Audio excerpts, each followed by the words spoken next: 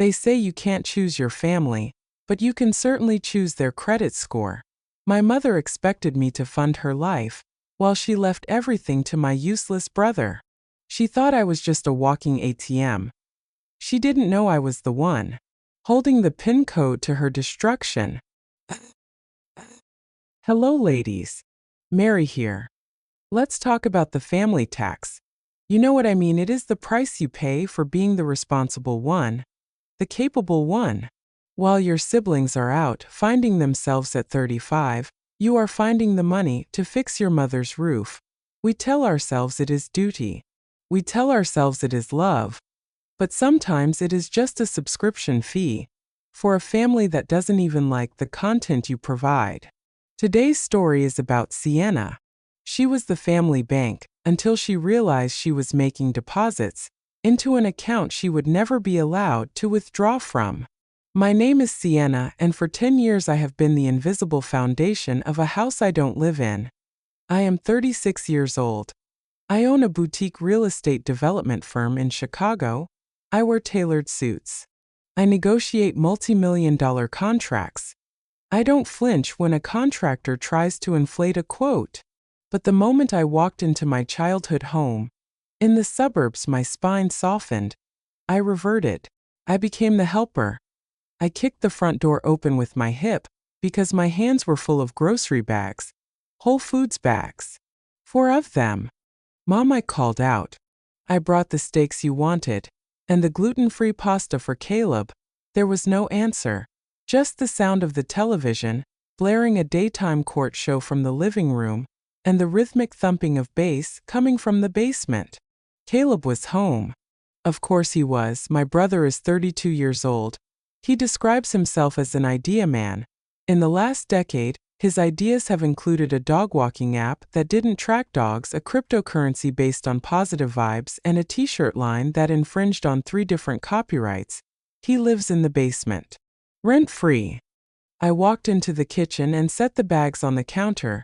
My mother Evelyn was sitting at the table. She didn't look up. She was staring at a stack of bills with the intensity of a bomb disposal expert. You are late, Sienna, she said. Hello to you too, Mom, I said, unpacking the groceries. Traffic was bad. The 90 is a parking lot. She finally looked at me. She looked tired, but it was a curated tiredness, the kind that demands sympathy. The water heater is making that noise again, she sighed. And the property tax bill came yesterday. It went up. Again, they are trying to squeeze me out of my own home. They aren't squeezing you, Mom, I said, putting the steaks in the fridge. Property values are up. That is a good thing. Not when you live on a fixed income, she snapped. Her income was fixed, largely because she refused to budget. My father had left her a decent pension, but she spent it on maintaining appearances. That meant bi-weekly salon visits and leasing a Lexus she drove 3 miles a week. How much is the bill? I asked. She slid the paper across the table without a word. $3,000. I will handle it, I said automatically. I pulled out my phone and opened my banking app. It was muscle memory transfer. From Sienna to Mom. Amount $3,000. She didn't say thank you, she just breathed a sigh of relief and picked up a catalog for a cruise line. I need to use the printer, I said. I have a contract to review for the office. Go ahead, she waved a hand. Just don't mess up my papers on the desk. I was organizing the files. I walked into the study. It used to be my father's office. Now it was a monument to Evelyn's bureaucracy. Stacks of paper were everywhere. I sat at the desk and woke up the computer. While the printer warmed up, my eyes wandered to a manila envelope, sitting right next to the mouse pad. It wasn't sealed. The flap was tucked in, but what caught my eye was the sticky note on top, in my mother's handwriting. For Caleb. Do not open until needed. Curiosity is a dangerous thing, but instinct is a survival mechanism. I work in real estate. I read contracts for a living. I know that the most important clauses are always in the fine print. I opened the envelope. It was a document titled, Last Will and Testament of Evelyn Miller. It was dated 3 days ago. It was signed. It was notarized. I felt a cold prickle on the back of my neck. I began to read Article 1. I hereby revoke all prior wills. Standard boilerplate. Article 3. Distribution of assets. I scanned down. I expected to see the standard language, to be divided equally between my surviving children, Sienna Miller and Caleb Miller. That is what my father's will had said, before he passed, and everything went to Mom. But that is not what this document said. I give, devise, and bequeath my entire estate, real and personal, including the property at 42 Oak Street, all vehicles, jewelry, and residual cash assets, to my son Caleb Miller. I blinked. I reread it. To my son Caleb Miller. I looked for my name. I found it in the next paragraph. To my daughter Sienna Miller. I leave the contents of the curio cabinet in the dining room, specifically the porcelain figurine collection, as a token of my affection. Porcelain figurines. The dusty ceramic clowns. She bought at a flea market in 1998. I was getting the clowns. Caleb was getting the house. The house I had paid to re-roof last year. The house where I paid the property taxes. The house where I had replaced the HVAC system, the windows, and the garage door. I was buying a house for my brother. I sat there frozen. The printer whirred to life and spit out my contract, but I couldn't hear it. All I could hear was the blood rushing in my ears. I looked at the date again. 3 days ago. She had sat at this desk, signed this paper disinheriting me, and then called me to ask if I was bringing steaks for dinner. I stood up. My legs felt heavy. I took a photo of the document with my phone. Then I slid it back into the envelope exactly as I had found it. I walked back into the kitchen. Evelyn was circling dates on the cruise brochure. Mom, I said. My voice sounded strange. Calm. Too calm. Yes, she asked, not looking up. I saw the papers on your desk. She froze. The pen stopped moving. You looked at my private papers? She asked. Her voice dropped low. I saw the will, I said. She turned slowly in her chair. She didn't look ashamed. She looked annoyed, like I had caught her eating a cookie before dinner. You weren't supposed to see that, she said. Not yet. Why? I asked. Just why? She sighed, taking off her reading glasses. Sienna, be reasonable. Look at you. You have a business. You have a condo in the city. You drive a Mercedes. You are successful. So I asked, so Caleb needs help, she said. He isn't like you. The world is harder for him. He needs a safety net. If I leave him half the house, he would just have to sell it to pay you out. And where would he live? He could get a job, I suggested. He has ideas, Mom defended him. He is sensitive. He needs time. You are strong, Sienna. You don't need my help. I stared at her. I don't need your help, I repeated. But apparently you need mine. I just paid your property tax bill, Mom. I paid for the roof over Caleb's head. And that is what family does, she snapped, standing up. You help because you can. Caleb takes the house because he needs it. It is equity, Sienna. Fairness isn't about everyone getting the same thing. It is about everyone getting what they need. I looked at the steaks on the counter. I looked at the woman who had birthed me. She honestly believed this. She believed I existed to provide and Caleb existed to receive. I wasn't a daughter. I was a resource. And resources don't get an inheritance. Okay, I said. Okay, she asked, blinking. You understand? I understand perfectly, I said. I picked up my purse. Where are you going? She asked. Dinner is in an hour. Caleb is starving. I am not staying for dinner, I said. But you brought the steaks. Yes, I said. Consider them a parting gift. I walked out the door. I sat in my car in the driveway for a full minute.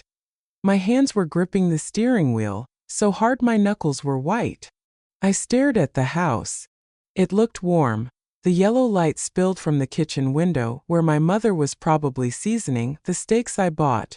The blue flicker of the television danced in the basement window, where my brother was probably waiting for his dinner to be served. They looked comfortable. They looked secure. They looked like people who had successfully outsourced their survival to a fool. I put the car in reverse and backed out. I didn't cry. I didn't scream. I am a developer. When a project becomes a liability, you don't get emotional. You cut your losses. You liquidate. I drove 2 blocks and pulled into a pharmacy parking lot. I turned off the engine. I picked up my phone. I opened my banking app again. First, I went to the pending transactions. That $3,000 transfer for the property taxes was still in the processing state. I hit cancel. A little box popped up asking if I was sure. I have never been more sure of anything in my life. I tapped yes. Then I went to the recurring transfers tab. Every first of the month, I sent my mother $1,500 for groceries and incidentals. It was basically Caleb's allowance, laundered through my mother's account. Delete. Then I went to the bill pay section, the electric bill, the water bill, the internet bill, the landscaping service. All of them were set to autopay from my account. Delete. Delete. Delete. Delete. Finally, I opened my credit card app. My mother had a supplementary card on my account for emergencies. Last month's emergencies included a trip to the spa and a new set of golf clubs that I suspect ended up in Caleb's hands. I went to Manage Users. I selected Evelyn Miller. I selected Lock Card. Then, for good measure, I selected Report Loss Stolen. The digital severance package was complete. I drove back to the city. I ordered takeout sushi. I opened a bottle of expensive wine. I sat on my balcony, looking at the Chicago skyline, and I felt lighter than I had in 20 years. The silence lasted exactly 3 days. On Tuesday morning, I was in a meeting with an architect when my phone buzzed. It was my mother. I sent it to voicemail. It buzzed again immediately. Then a text. Sienna, the car didn't work at the salon.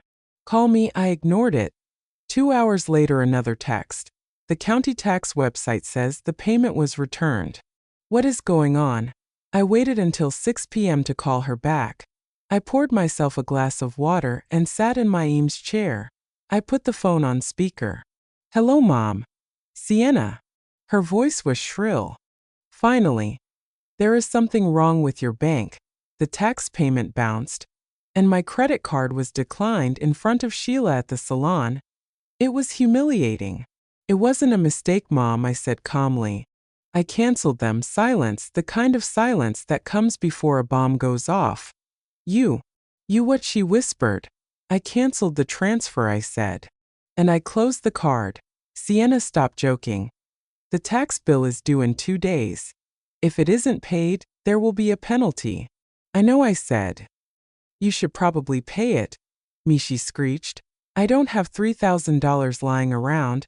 I told you I am on a fixed income. Use the pension, I said. Or maybe Caleb can chip in. Caleb doesn't have money. He is finding himself. Well, he better find himself a job, I said, because the Bank of Sienna is closed. Permanent foreclosure. Sienna Miller, you listen to me. This is financial abuse. You promised to handle this. You can't just pull the rug out because you are having a tantrum. It isn't a tantrum, Mom. It is equity. Remember what you said? Fairness isn't everyone getting the same thing. It is everyone getting what they need. Yes, she said. Well, I realized something, I said. I need to save for my retirement. Since I won't be inheriting anything from you, I need to look out for myself. You said I was strong. You said I didn't need help. So I am taking your advice. I am being strong, Sienna. I hung up. Then I blocked her number. I blocked Caleb's number. I blocked the house landline. I knew they wouldn't starve. My mother had jewelry. She had the Lexus. She had a house full of furniture. Caleb had a closet full of limited edition sneakers. They had assets. They just didn't want to liquidate them. For the next month, I focused on work. I closed a deal on a warehouse conversion in the West Loop. I started dating a nice neurologist. I slept 8 hours a night. But in the back of my mind, I was counting the days. I knew my mother's finances better than she did. I knew she had exactly zero liquidity. I knew the property taxes were just the first domino. The mortgage was next. My father had refinanced the house 5 years before he died. to pay for Caleb's tuition at a coding boot camp. He quit after 2 weeks. The mortgage was still substantial, and it was due on the 15th. My mother had never paid a mortgage bill in her life. My father did it, and then I did it. On the 20th of the month, I got a notification. Not from my mother, but from a Google alert I had set up for 42 Oak Street. It was a public notice. A lien had been filed for unpaid utilities. It had begun. I picked up my phone and called my lawyer. His name is David. He is a shark in a 3-piece suit. David, I said. I have a potential acquisition. Distressed residential debt. Send me the address, he said. 42 Oak Street, I said. That is your mother's house, Sienna. I know, I said. I want you to contact the bank holding the mortgage. I want to buy the note. Buy the note, David asked. Why not just pay it for her? No, I said. I don't want to pay it. I want to own it. Create an LLC. Call it Phoenix Holdings. Keep my name off everything. I want to buy the debt. You are going to foreclose on your mother? David asked, his voice dropping. No, I said. Not yet. I am going to let them dig the hole a little deeper. I just want to be the one holding the shovel. There is a specific kind of panic that sets in when the electricity goes out. I don't mean when a storm knocks down a power line. I mean the silence that happens when the power company flips the switch because the check didn't clear. It is the sound of a refrigerator humming its last breath. It is the darkness of a TV screen going black in the middle of a show. For Evelyn and Caleb, that silence wasn't just inconvenient. It was the sound of reality crashing through their front door. It had been 30 days since I resigned as the family CFO. In that time, my phone's blocked messages folder had filled up like a junk mail bin. I didn't read them, but I could guess the trajectory. Confusion, anger, bargaining, panic. On a Tuesday afternoon, the panic arrived in person. I was in my office overlooking the Chicago River, reviewing blueprints for the warehouse conversion. My receptionist Chloe buzzed in. She sounded nervous. Ms. Miller? There is a woman here to see you. She says she is your mother. She is crying, I sighed. I closed the blueprints. Send her in, Chloe. And hold my calls. The door opened and Evelyn marched in. She looked terrible. Her roots were showing a distinct line of gray against the salon blonde. Her Lexus key fob was clutched in her hand like a weapon. She wasn't crying anymore. She was fuming. You blocked me, she shouted, slamming her purse onto my mahogany desk. You blocked your own brother. Do you have any idea what is happening? I assume the bills are due, Mom, I said, leaning back in my chair. I didn't offer her a seat, due? They are past due. She waved a crumpled letter in my face. The water company sent a disconnect notice. The internet is off. Caleb can't work on his projects. He is depressed, Sienna. He is lying in the dark. Maybe he should go outside, I suggested. The light is free out there. Don't you be smart with me, she hissed. How could you do this? We are eating canned soup. I had to cancel my dermatology appointment. Mom, I said, keeping my voice level, you have a pension. You have a car worth $40,000. You have a house full of things. You aren't destitute. You are just unwilling to downgrade. I shouldn't have to downgrade. She slammed her hand on the desk. I am a widow. I raised you. And now when I need you, you treat me like a stranger. Just because of that will? It's not about the will, I lied. It was entirely about the will. It's about Caleb. He is 32. If I keep paying for everything, he will never launch. He is fragile, she screamed. He isn't cutthroat like you. He needs support. Then support him, I said. With your money. Not mine. She stared at me. Her eyes narrowing, she realized the guilt trip wasn't working, so she switched to the threat. Fine, she spat. If you won't help us with the bills, at least pay the mortgage. The bank called. They said the payment is 30 days late. If we miss another one, they start pre-foreclosure proceedings. This was the moment. I had to be careful. The mortgage is in Dad's name, isn't it? I asked. But you are the executor. It's a mess. She waved a hand. Just pay it, Sienna. It's $2,000, that's nothing to you. If you pay the mortgage, I will figure out the rest. I promise. I looked at her. I saw the calculation in her eyes. She wasn't going to figure out the rest. She was going to use her pension to turn the cable back on for Caleb and let the water bill slide until next month, assuming I would catch that too. No, I said. She recoiled. What? No, I repeated. I am not paying the mortgage. I am not paying the water. I am not paying for Caleb's internet. You are going to let us lose the house, she whispered. Your childhood home? It's not my home anymore, I said. According to your will, it's Caleb's house. Maybe he should pay for it. Evelyn grabbed her purse. Her face was red. You are cold, Sienna. You are ice cold. Your father would be ashamed of you. That one stung. But I remembered my father. I remembered him working late nights. I remembered him shaking his head when Caleb quit soccer, then piano, then college. Dad would be ashamed that his 32-year-old son is still living in his basement, I said. Evelyn gasped. She turned and stormed out of the office. I will never forgive you for this, she yelled from the hallway. I waited until the elevator doors closed. Then I picked up my phone and called David. She is desperate, I said. The bank called her. They are threatening foreclosure. Perfect timing, David said. I spoke to the loan officer at the bank this morning. They consider the loan toxic. The paperwork from your father's era is messy, and they are terrified of a probate battle.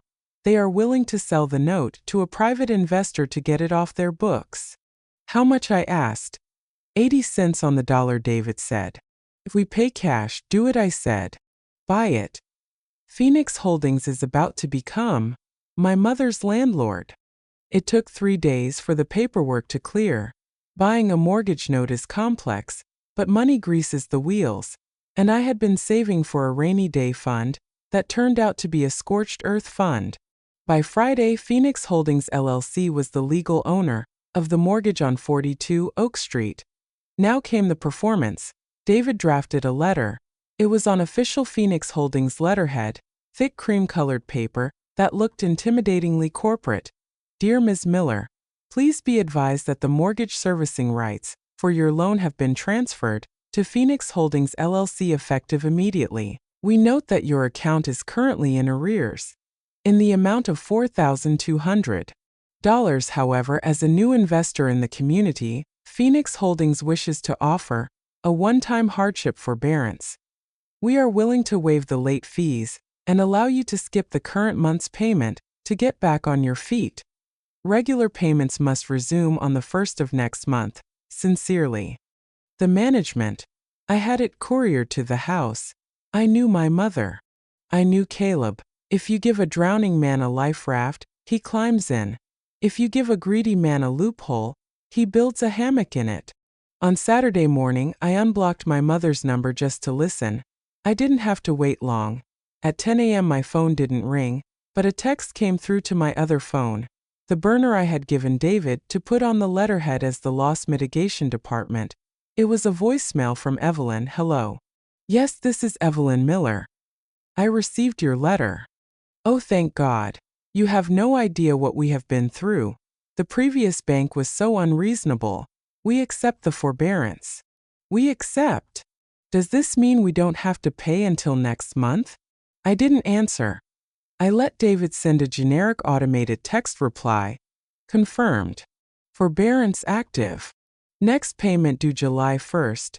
Then I waited to see what they would do with their newfound freedom. I didn't have to guess. Social media tells you everything. Caleb's Instagram is usually a graveyard of reposted memes and blurry photos of his sneakers, but on Sunday he posted a story. He was at the airport. Caption. When the universe provides you abide. Vegas bound. Blessed. Crypto King. I zoomed in on the photo. In the background, sitting at the airport bar with a mimosa, was Evelyn. They hadn't used the saved mortgage money to pay the overdue water bill. They hadn't used it to pay the property taxes. They hadn't used it to buy groceries. They had taken the $2,000 they would have paid to the bank, plus whatever was left of my mother's pension check. And they were going to Las Vegas. I sat in my condo staring at the screen. I felt a cold hard knot of anger in my stomach, but it was mixed with satisfaction. They had walked right into the trap. They thought Phoenix Holdings was a benevolent new lender who had given them a break. They didn't know Phoenix Holdings was their estranged daughter, who was documenting every single bad decision. I took a screenshot of the Instagram post. I saved it to a folder on my laptop labeled Evidence. Then I called David. They went to Vegas, I said. David let out a low whistle. You're kidding. They are in default on the taxes and the water, and they went on vacation. They think they beat the system, I said. They think the forbearance means the pressure is off. Well, David said, technically the forbearance only covers the mortgage payment. It doesn't cover the taxes or the insurance. If they let the insurance lapse, they are in default of the mortgage contract regardless of the forbearance. Check the insurance, I said. David typed for a moment. Homeowner's insurance. Let's see. Policy was due for renewal yesterday. If they are in Vegas, they didn't write the check. I smiled. It wasn't a nice smile. Send them a notice, I said. Certified mail to the house. Notice of default. Failure to maintain insurance. They won't get it for a week, David warned. They are in Vegas. Exactly, I said. By the time they get back, the cure period will be half over, and they will have spent all their money on slots and buffets. I hung up. I poured myself a glass of wine. I imagined Evelyn and Caleb at the blackjack table, high-fiving over free drinks, thinking they were the smartest people in the room. They were betting against the house, but they forgot one thing. I was the house. July 1st came and went with the silence of a tomb. There was no direct deposit. There was no check in the mail. There was not even a phone call to beg for an extension. Evelyn and Caleb were banking on the idea that Phoenix Holdings was a faceless corporate entity that would let a missed payment slide for a few weeks. They were banking on administrative incompetence. They were wrong. On the morning of July 2nd, I sat in David's office. On his desk lay the document that would end my mother's tenure as a homeowner. The notice of acceleration. Most people don't read the fine print of their mortgage contracts. If they did, they would know about the acceleration clause. It states that if the borrower defaults on any term of the loan, including failing to maintain insurance or pay taxes, the lender has the right to demand the entire remaining balance of the loan immediately, not just the missed payments. The whole thing. Ready, David asked, holding his pen over the signature line. Execute it, I said, and send the process server. I want it hand-delivered. At 4 p.m. I was glued to my laptop screen watching the security feed. A gray sedan pulled into the driveway. A large man in a windbreaker got out. He walked up the path past the overgrown lawn that the landscaping service, which I had canceled, had stopped cutting weeks ago. He knocked. Bang, bang, bang, Evelyn answered. She was wearing her bathrobe at 4 in the afternoon, holding a glass of white wine. Evelyn Miller, the man asked. Yes, she slurred slightly. You've been served, he said, shoving a thick envelope into her chest. He turned and walked away before she could react. I watched her tear open the envelope on the porch. I watched her squint at the legal jargon. I watched her knees buckle. Caleb, she shrieked. It was a primal sound. Caleb, get down here. Caleb jogged onto the porch. He grabbed the papers from her shaking hands. What is this, he muttered. Notice of acceleration. Demand for payment in full. $240,000? He looked up, his face pale. This is a mistake, he said, but his voice cracked. They can't do this. We have the forbearance. Read the second paragraph, Caleb, I whispered to my screen. He read it out loud. Due to the borrower's failure to cure the default, regarding the lapse of hazard insurance policy 45992, the lender hereby exercises its right to accelerate the debt. The insurance, Evelyn whimpered. The letter you threw away, I thought it was a bluff, Caleb stammered. I thought we had time. Fix it, Evelyn screamed, hitting him on the chest. You said you were the man of the house. You said you knew business law. Fix it. I'll call them, Caleb said, backing away. I'll call Phoenix Holdings. It's just a computer error. I'll smooth it over. He pulled out his phone. A second later, the burner phone on David's desk in the office rang. I nodded at David. He put it on speaker. Phoenix Holdings Loss Mitigation, David answered in his smooth professional baritone. Yes, hello, Caleb said, breathless. This is Caleb Miller. I am calling about the account for Evelyn Miller. We just received a very aggressive letter from you guys. I think there has been a misunderstanding. One moment, David said, typing loudly on his keyboard for effect. Ah, yes. The Miller file. I see the notice of acceleration was served today. Yeah, look, Caleb let out a nervous laugh. We missed the insurance payment. Our bad. We were traveling, but we can pay the premium now. We just need you to rescind the acceleration. We can't pay $200,000 today, obviously. I am afraid that is not possible, David said coldly. The investor who owns your note has strict guidelines. The default on the insurance triggered a risk assessment. The property is now considered a high-risk asset. The investor wants to liquidate. Leets you. What? Caleb squeaked. Liquidate, David repeated. We require the full balance of the loan, $242,000. You have 30 days to wire the funds, or we proceed to foreclosure auction. 30 days, Evelyn's voice came through the background, shrill and terrified. We don't have that kind of money. We don't have any money. Then I suggest you look for alternative housing arrangements, David said. Wait, Caleb yelled. Can't we work something out? Payment plan. Anything. The forbearance was your chance to work something out, Mr. Miller, David said. You violated the terms of that agreement by letting the insurance lapse. There are no second chances with this investor. Good day. David hung up. I watched the screen. Caleb dropped the phone. He looked at his mother. They want the whole house, he whispered. Or they are kicking us out. Evelyn stared at him. Then she stared at the driveway where her Lexus sat, a car she couldn't sell because she leased it. She looked at the house she had neglected. Call Sienna, she whispered. Ma, she blocked us, Caleb said. Call her from the neighbor's phone, Evelyn screamed. Go to the library. Find her. She is the only one with money. She has to save us. I sat back in my chair. They are going to try to find you, David warned. Let them, I said, picking up my purse. I have a business trip scheduled. I'm going to be out of the country for a week. By the time I get back, the 30 days will be halfway gone. And then David asked, and then I said, we proceed to foreclosure. I want that house back, David. But this time it's going to be in my name. There is no sound on earth more terrifying than a phone that rings and rings and rings without an answer. For a mother used to instant obedience, silence isn't just rude. It is a declaration of war.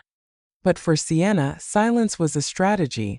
She let Evelyn and Caleb scream into the void for a week.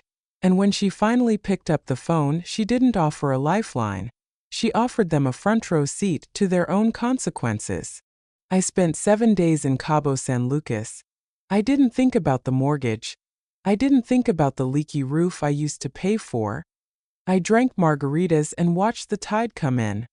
When I landed back in Chicago, my phone buzzed for 5 minutes straight as it reconnected to the network. 47 voicemails. 112 text messages. Caleb had even messaged me on LinkedIn, a platform he had set up 5 years ago and never used again until he needed money. I scrolled through the texts. It was a fascinating case study in the stages of grief. Day 1. Call me back. It's urgent. Day 3. Where are you? The bank is threatening us. Day 5. You selfish brat. Mom is sick with worry. Day 7. Please, Sienna. We are going to be homeless. Please. I went to my office the next morning. Chloe, my receptionist, looked rattled. Your mother was here yesterday, she whispered. She refused to leave. Security had to escort her out. She was screaming that you were hiding from her. I was out of the country, I said, breezy and unbothered. Did she leave a message? She left this, Chloe said, handing me a crumpled piece of paper. It was the notice of foreclosure sale. The auction date was set for tomorrow. I walked into my office and closed the door. I sat down and dialed my mother's number. She picked up on the first ring. Sienna. She didn't say hello. She screamed my name like it was a curse word. Where have you been? We have been trying to reach you for a week. They are selling the house. Tomorrow. Calm down, Mom, I said. I was on a business retreat. No service. What is going on? The bank, she sobbed. Phoenix Holdings. They accelerated the loan. They want $240,000, or they are selling the house at auction tomorrow morning. You have to stop them. You have to write a check. $240,000, I whistled. Mom, I don't have that kind of cash lying around. Yes, you do, she yelled. You have a business. You drive a Mercedes. Sell the car. Take a loan. Do something. I can't, I lied smoothly. My liquidity is tied up in a warehouse conversion in the West Loop. I'm actually over-leveraged right now. If I pull cash out, my own business collapses. I don't care about your business, Evelyn shrieked. This is my home. This is Caleb's inheritance. The inheritance you cut me out of, I asked softly. There was a silence on the line. A heavy, suffocating silence. That is different, she stammered. We can discuss the will later. Right now we need to save the house. If we lose it, we have nowhere to go. Sienna, please. I am your mother, I know, I said. And I wish I could help, but my hands are tied. The market is tough right now. You are lying, Caleb's voice cut in. He must have been listening on the extension. You just want to see us fail. You are jealous because Mom chose me. Jealous, I laughed. Caleb, you are 32 years old, and you are about to be evicted from your childhood bedroom. What exactly is there to be jealous of? We aren't going to be evicted, Caleb shouted. I'm going to the auction.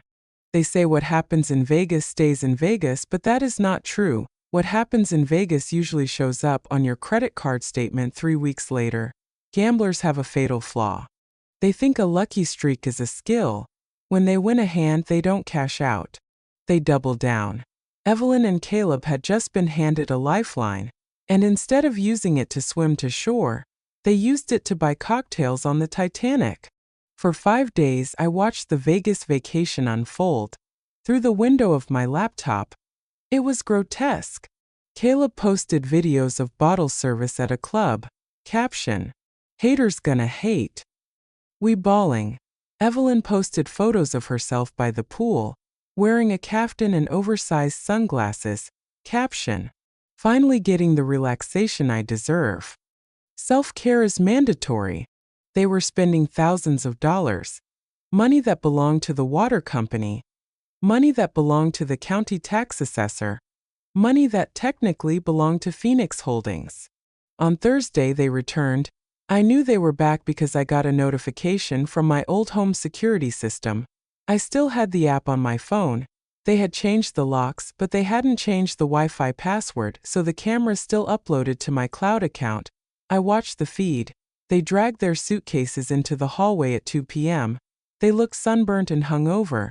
The Vegas glow had faded, replaced by the grim reality of suburban Chicago. And there, sitting on the doormat, was a pile of mail. Evelyn kicked it aside with her foot. Ugh, she groaned. Look at that mess. I'm not dealing with it today. My head is splitting. Just leave it, Ma, Caleb said, dropping his bags. It's just bills, we have the forbearance, remember? We're good until next month. He walked into the kitchen and opened the fridge. Empty, he complained. We should have gone grocery shopping. Order a pizza, Evelyn said, collapsing onto the sofa. Use the card. Cards, Max, Caleb mumbled. I tried to buy those headphones at the airport. Declined. Well, use the cash, she snapped.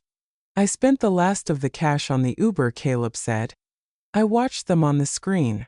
They were broke. Again. They had blown the entire hardship windfall in less than a week. But buried in that pile of mail on the floor was the certified letter from Phoenix Holdings, the one David had sent, notice of default. Failure to maintain hazard insurance. They stepped right over it. 2 days passed. They didn't open the mail. On Saturday, I decided to give the pot a little stir. I called the house landline, one of the few bills they had apparently managed to keep active, likely because Evelyn couldn't figure out how to cancel it. I unblocked my number for exactly 3 minutes. Evelyn picked up on the fourth ring. Hello, she sounded groggy. Hi, Mom, I said. I saw the pictures online. Vegas looks expensive, Sienna. Her voice sharpened instantly. You have some nerve calling me after what you did. I was just calling to check in, I said. Did you pay the bills? The mortgage? As a matter of fact, she said smugly, we handled it. We have a new lender. Phoenix Holdings. They are very understanding. Much more compassionate than you. They gave us a forbearance. A forbearance, I asked, feigning surprise. That's lucky. So you used the money to catch up on the taxes? There was a pause. A guilty pause. We are handling the taxes, she lied. We needed a mental health break. The stress you caused us was unbearable. We deserved a vacation, I see, I said. Well, I hope it was worth it. Did you get the mail? I heard insurance rates are going up. You wouldn't want that to lapse. Don't you lecture me about insurance, she snapped. I have been a homeowner for 30 years. I know how to manage my affairs. We are fine. Better than fine. We don't need you. Okay, I said. Just checking. Goodbye, Mom, I hung up. I checked the camera feed again 10 minutes later. Evelyn was sifting through the mail pile on the floor. My comment had spooked her. She found the thick envelope from Phoenix Holdings. She tore it open. I saw her read it. I saw her hand go to her mouth. Caleb, she screamed. Caleb shuffled into the room in his boxers. What? The insurance, she waved the letter. It says the policy was canceled for non-payment. They are declaring a default. Caleb grabbed the letter. He scanned it. Then he laughed. He actually laughed. Ma, relax, he said, tossing the letter on the coffee table. It's a form letter. They have to send this. We have the forbearance agreement. It supersedes this. Are you sure? Evelyn asked, trembling. It says we have 10 days to cure. Positive, Caleb said, puffing out his chest.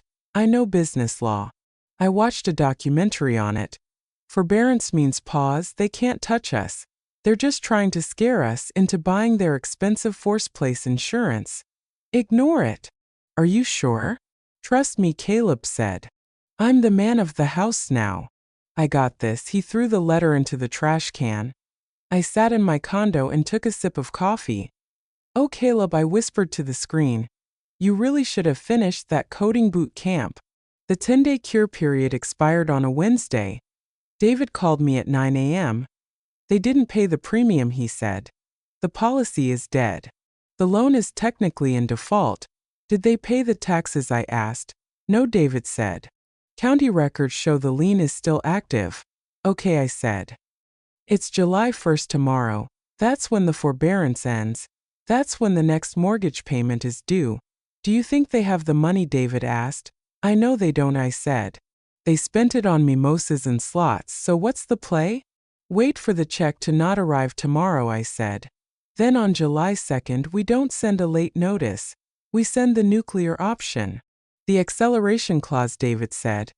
I could hear the smile in his voice. Exactly, I said. Demand the full balance of the loan. Immediate payment, or we foreclose. I'll stop it. I'll tell the judge. It's a non-judicial foreclosure, Caleb, I explained calmly. There is no judge. It happens on the courthouse steps. Unless you have a cashier's check for the full amount, they won't even let you speak. I hate you, he spat. I know, I said. Good luck tomorrow. I hung up. The next morning I didn't go to the courthouse. I didn't need to. David went as the representative of Phoenix Holdings. Since I owned the debt, I had the right to credit bid. That means I could bid up to the amount of the debt, $242,000, without putting up a single dollar of cash. It's a way for lenders to take possession of the property if no one else bids higher. At 10 a.m. David texted me. Auction closed. No third-party bidders. Property reverted to beneficiary Phoenix Holdings. I owned the house. Not the mortgage. The house, the bricks. The roof I paid for. The basement where Caleb slept. The kitchen where Evelyn cooked. It was all mine. Now came the hard part. The eviction in Illinois. Once the foreclosure is finalized, the new owner has to file for an order of possession. It takes time. But Phoenix Holdings moved fast. David filed the paperwork the same afternoon. 3 weeks later, the sheriff's deputies arrived at 42 Oak Street. I parked my car down the street, hidden behind a large oak tree. I wanted to see it. I needed to see it. It was a rainy Tuesday. The sky was gray and heavy. 2 squad cars pulled up. 4 deputies got out. They walked up the path. I watched Evelyn answer the door. I couldn't hear what was said, but I saw her body language. She pointed a finger at the deputy. She stomped her foot. She waved a piece of paper, probably the old forbearance letter that was now worthless. The deputy shook his head. He pointed to the driveway. Move out. Caleb came to the door. He looked smaller than usual. He wasn't wearing his Crypto King t-shirt. He was wearing sweatpants. The deputies stepped inside. A moment later, they started bringing things out, not carefully. Not packed in boxes. They were executing a forcible eviction. They brought out the sofa. They set it on the wet lawn. They brought out the television. They brought out garbage bags filled with clothes. I watched my mother standing in the rain, clutching her jewelry box, screaming at the neighbors who were watching from their windows. I watched Caleb sitting on the curb, his head in his hands, looking at his pile of sneakers getting soaked. My phone rang. It was Evelyn. I answered. They are throwing us out, she screamed. Sienna, the police are here. They are putting our furniture on the street. Do something. I can't stop the police, Mom, I said. You lost the house. It belongs to the bank now. We have nowhere to go, she wailed. We have no money. The accounts are frozen. We can't even get a hotel. That is unfortunate, I said. Maybe you should have saved the money you spent in Vegas. You knew, she gasped. You knew about Vegas? I saw the Instagram, Mom. #blessed, right? You are a monster, she sobbed. Where are we supposed to sleep tonight? I don't know, I said. But I hear Caleb has a lot of ideas. Maybe he can think of something. I hung up. I watched the deputies finish. They changed the locks on the front door. They placed a bright orange sticker on the window. Possession of Phoenix Holdings LLC. No trespassing. Then they drove away.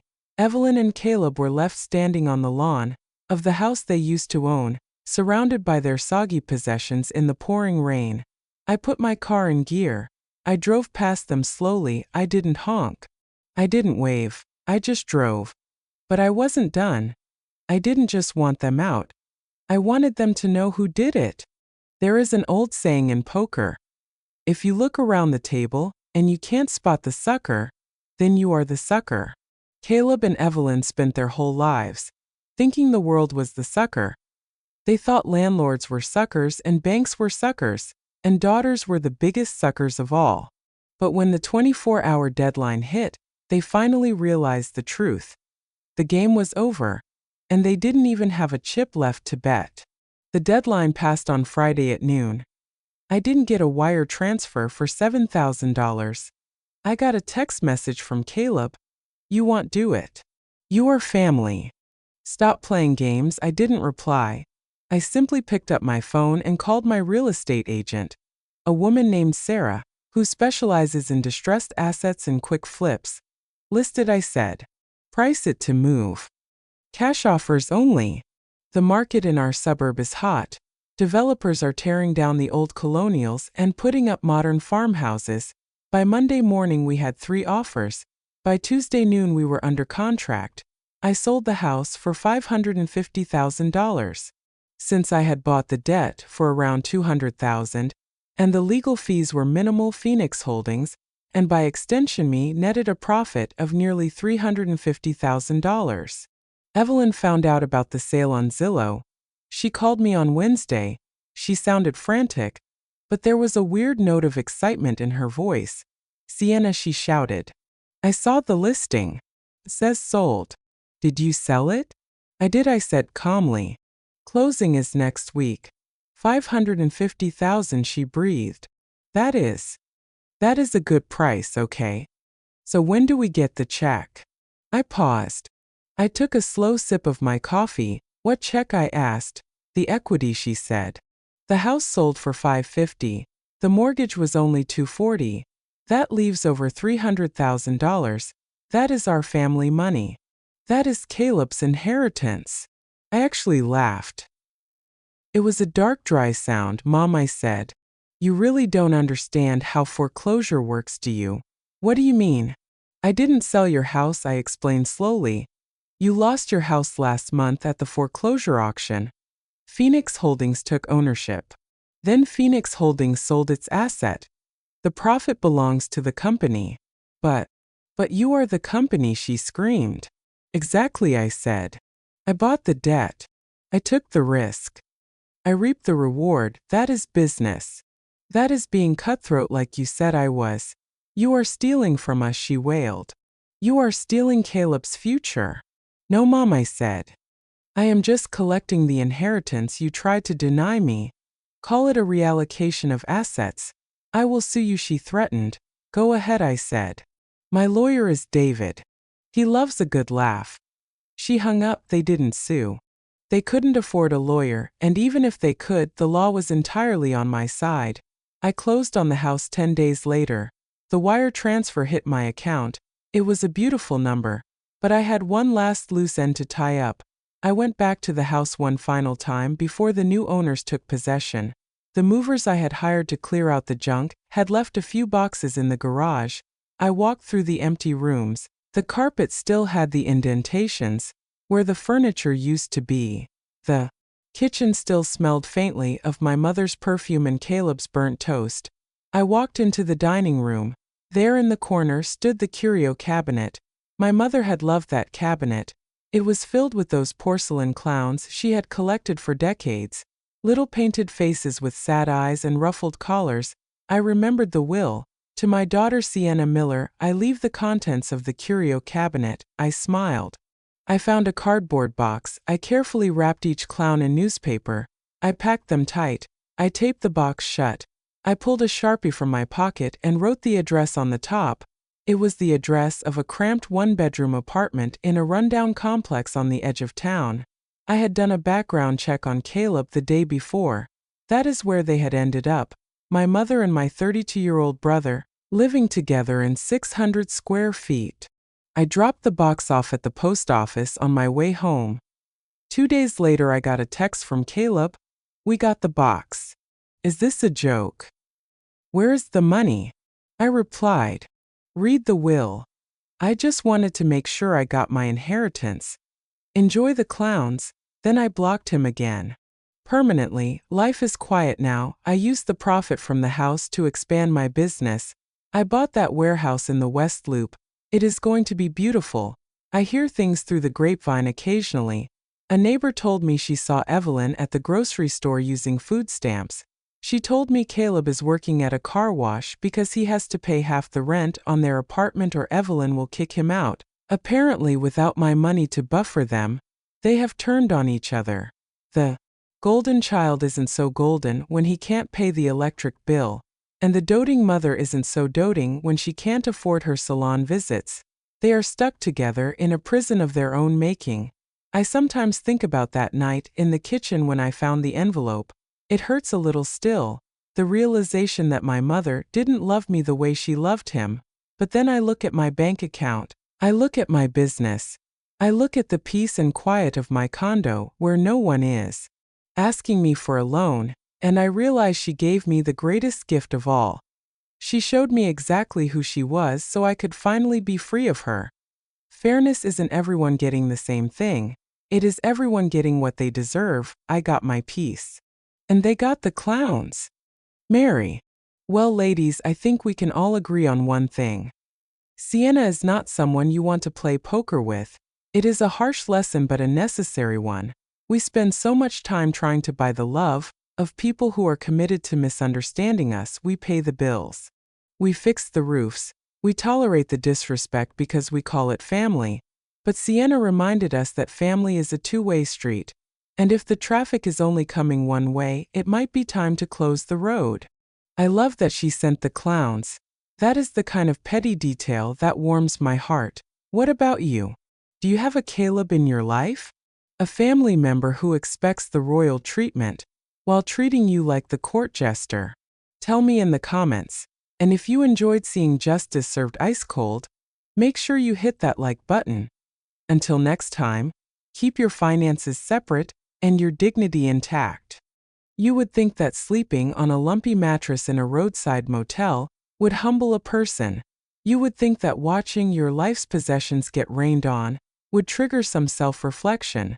But narcissism is a waterproof coat. Even when they are drowning, they think they are waving.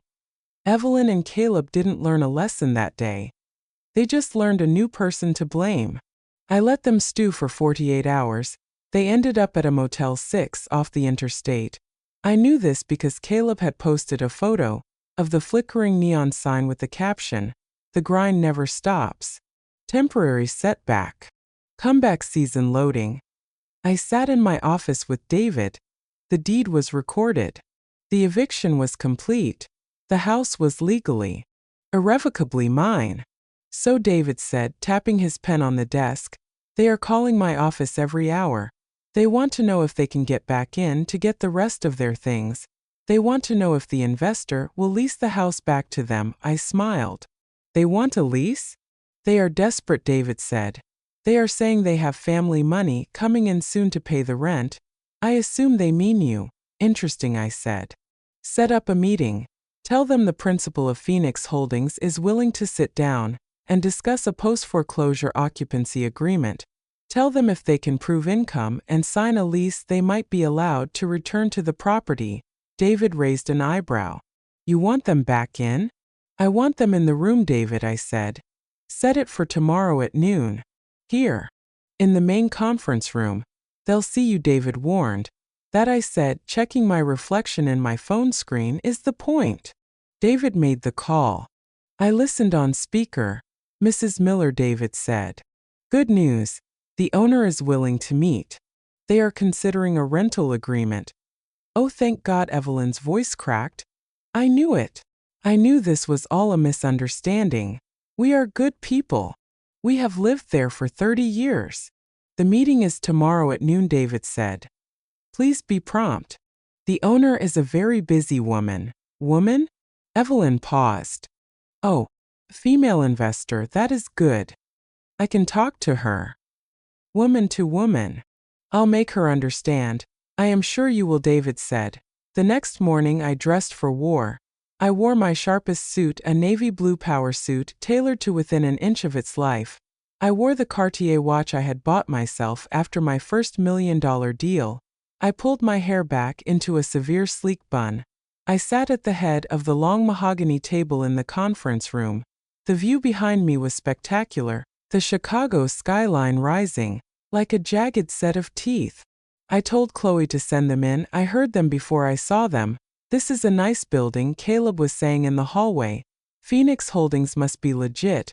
Maybe I can pitch them my crypto idea while we're here." "Fix your collar," Evelyn hissed, "and let me do the talking. I know how to handle these corporate types. You just have to play on their sympathies." The heavy glass door opened. David walked in first. He stood aside. Evelyn and Caleb walked in. They looked ragged. They were wearing the same clothes they had been evicted in, though they had clearly tried to smooth the wrinkles. Evelyn was clutching her purse like a shield. Caleb was trying to look swaggersome but just looked twitchy. They looked at the view first, then they looked at the table, then they looked at me. Evelyn stopped so abruptly that Caleb bumped into her. "Sienna," she asked. Her voice was confused. "What? What are you doing here?" Caleb looked around the room. "Is this your office? Did you get a job here?" I didn't stand up. I didn't smile. I folded my hands on the table. "Please," I said, gesturing to the 2 empty chairs at the far end of the table. "Sit down. We aren't here to see you," Evelyn snapped, her confusion turning to annoyance. "We have a meeting with the owner of our house." "The investor?" "Lady named." "Well, they didn't say her name." "Sit down, mother," I commanded. My voice wasn't loud, but it had the weight of authority. It was a voice she had never heard from me before. She blinked. She sat. Caleb slumped into the chair next to her. Where is the investor? Caleb asked, tapping the table. We have a pitch. You're looking at her, I said. Silence. Evelyn squinted at me. What? I am Phoenix Holdings, I said. I bought the note from the bank 3 months ago. I sent the forbearance letter. I sent the default notice. I accelerated the loan. And yesterday I foreclosed on the property. Evelyn's mouth opened but no sound came out. She looked like a fish on a dock. You, she whispered. You evicted us? I evicted tenants who weren't paying their rent, I said coldly, and who let my insurance policy lapse. You threw your own mother on the street, Caleb shouted, jumping up. You psycho. Sit down, Caleb, David said from the corner, or security will remove you. Caleb sat back down, seething. Why? Evelyn asked. Tears started to well up in her eyes, the weaponized tears I knew so well. Why would you do this? To your family? Because you wanted equity, Mom, I said. Remember? You told me fairness isn't about everyone getting the same thing. It's about everyone getting what they need. I opened the file folder in front of me. You decided I didn't need an inheritance, I said. You decided I was strong and Caleb was sensitive. You decided to cut me out of the will, while expecting me to subsidize your life. I was protecting him, she sobbed. And now I am protecting myself, I said. I bought the debt. I enforced the contract. I won the house. I slid a document across the long table. It slid perfectly, stopping right in front of Evelyn. What is this? She sniffled. That, I said. Is a lease. Her eyes lit up. Hope. That pathetic, delusional hope. Returned you. You are letting us stay, she asked. Oh, Sienna. I knew it. I knew you were trying to teach us a lesson, okay? We learned it. We will be better. Thank you. Read the terms, I said. She put on her glasses. She read the first page. Her smile faded. Rent, she stammered. Rent is $3,500 a month? Market rate, I said. Plus utilities, first and last month required upfront. Security deposit of 2 months' rent. We don't have money, Caleb yelled. You know we don't have money. Then you can't afford to live in my house, I said. Sienna, please, Evelyn begged. We can't pay this. Make it 500. Like before. Before, I said, leaning forward. I was a daughter helping her mother. Now? I am a landlord screening a tenant. And frankly, your credit score is terrible. I stood up. You have 24 hours to sign the lease and wire the deposit, I said. If not, the offer is rescinded, and the property goes on the market on Monday. I already have a buyer interested in flipping it. You would sell my home, Evelyn whispered. The home you grew up in? It's not a home, Mom, I said, walking toward the door. It's an asset. And I'm liquidating. I walked out of the conference room. I didn't look back. But I left the door open just enough to hear Caleb say, she's bluffing. She won't sell it. He was wrong.